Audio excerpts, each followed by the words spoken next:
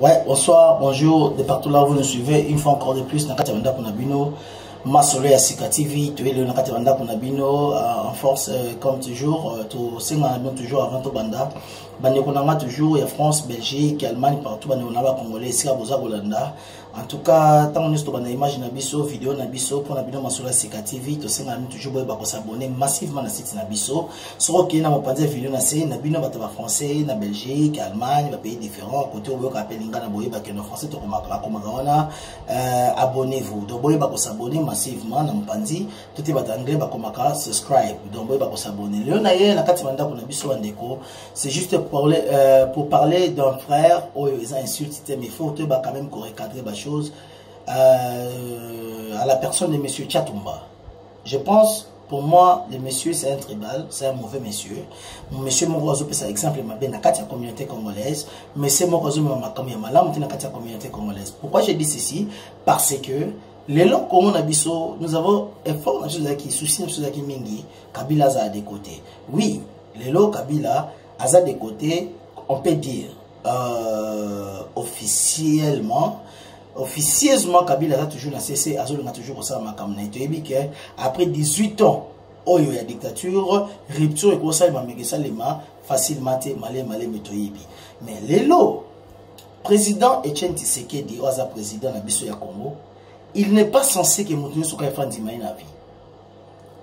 Tant qu'il est congolais, nous l'aimons bien. Mais tant que président du Congo, Batouazan a divergence et puis diversité à Batouazali, il y a un élément qu'on dit, mais la même chose, c'est pas qu'on dit, mais il y a un élément Fayulu, il y a un élément Matungulu, il y a un élément voté, pas tant même président Mokia. Mais il faut arriver que le président, c'est qu'il est un président. Là, ils allaient, et là, au moto, l'ingato, et puis déjà bon. Mais, dans la communauté, et l'autre, on a besoin de l'eau, c'est l'amour. Comment on a pu s'attendre et qu'il est d'avant. Mais quand nous avons des messieurs comme Tchatumba, un monsieur, moi je pense, quand on parle d'un intellectuel ou d'un pasteur, ça se reflète par ta manière, ta façon d'être, tes façons de te comporter, et ça va moi bien. Mais moi, je m'excuse dans mon déco bolingamote, mais je trouve dans moi que Tchatumba c'est un monsieur minime, hein? Un monsieur qui se pense être intelligent, mais avec une intelligence moins, et puis Aza vraiment maïlité. Parce que les locaux, ils ont la communauté, ils ont même haine, ils ont même tribalisme, ils ont même locaux, ils ont kanda na kati ya peuple congolais. Les lots, nous avons fait cet effort-là. Il y a recours à un point où tout comme les lots, attends les lots Kabila, tous ceux qu'on a officiellement à se présenter parce que la personne qui se présente à toute chose ou dans toute chose, c'est notre président Etienne Tshisekedi. Mais officieusement Kabila, c'est ça Makamunaï. Il a le parlement, mais le tout ça n'est pas le peuple congolais est sous la présidente Tshisekedi Abundaki rupture et saleba. Mais quand nous parlons des gens comme des Tchatumba, ce sont des gens qui amènent au bazou tribalisme dans le peuple congolais. Ezali Sonina Mawa, un monsieur à son âge qui se dit être intelligent, un pasteur, mais je pense qu'il est moins intelligent et puis Azali vraiment la capacité coefficient intellectuel n'est qui est Azali Mingité. Parce que il y a aussi la séparation et la Congolais. Ok, le na Kinshasa, tant mieux, c'est toi, c'est ta vie. Nous avons un bon morceau matika qui Kinshasa. Mais au commis pour quand même refléter l'image d'un pasteur ou d'une personne sage et puis très intelligente, mais tu es une personne moins, maïle moukié. À ton âge, ça ne reflète pas de toi. Et ça, le croit moi, moukié mouroboé. Non, presque car donc, naïbité, ce qui n'a pas koloka ou quoi. Alors, les gens comme Tchatumba, tous ont besoin de la communauté. Ndeko Congolais, Ndeko Muzom, je m'excuse, Ndeko Bazom, Ndeko Yangola, Mopandi, mais la Ndeko Muluba, Mumbala, Musuku, Mutandu, Muyaka, Mukongo, Mungala, Mundibu, Musakata, Bissonio, nous sommes des Congolais. Nous avons besoin des Congos unis. Tous avons besoin de Congos ensemble, pas un Congo divisé. Et des gens comme des Tchatumba, ce sont encore des gens très malades, très malades, très médiocres. Et alors, la Tchatumba, ils ont une honte et puis sonner le peuple congolais d'avoir des gens comme des Tchatumba. Alors, ils ont bateau, ils ont la grâce à influencer, moi je dirais, Congolais, président Tshisekedi azalika président bandeko UDPST bandeko ya biso balubate aza président na biso to ba congolais.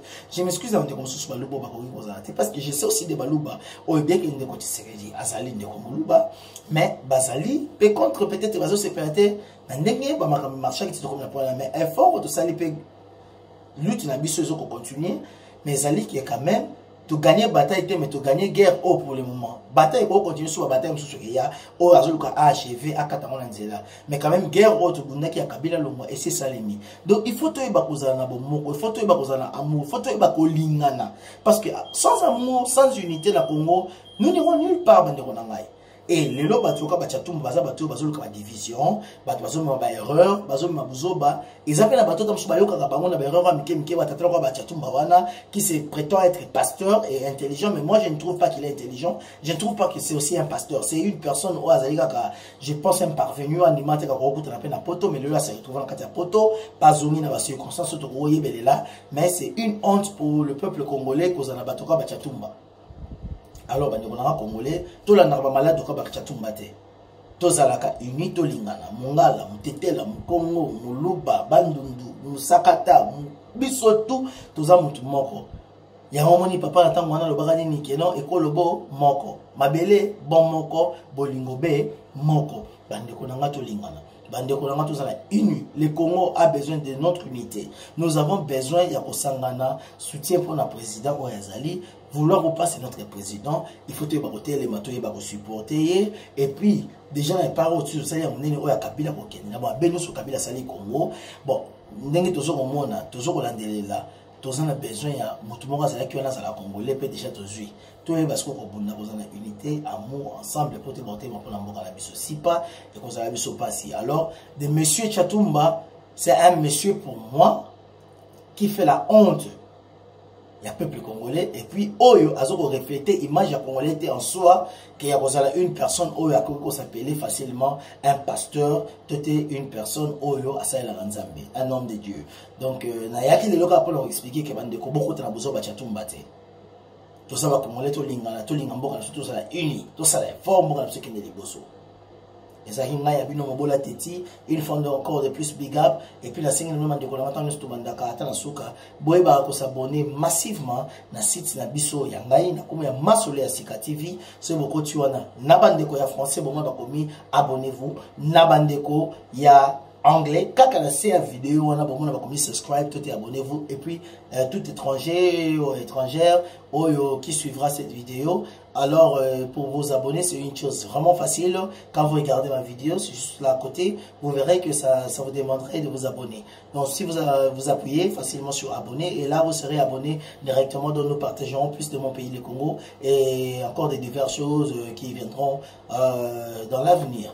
Donc, for whoever speaks English anyway, whenever you get to see this video, just feel free anyway, you know, as usual, we've got a side anyway, subscribe whenever you're watching this video, just subscribe, and then from there you'll be able to see any other video coming up later or upcoming videos anyway.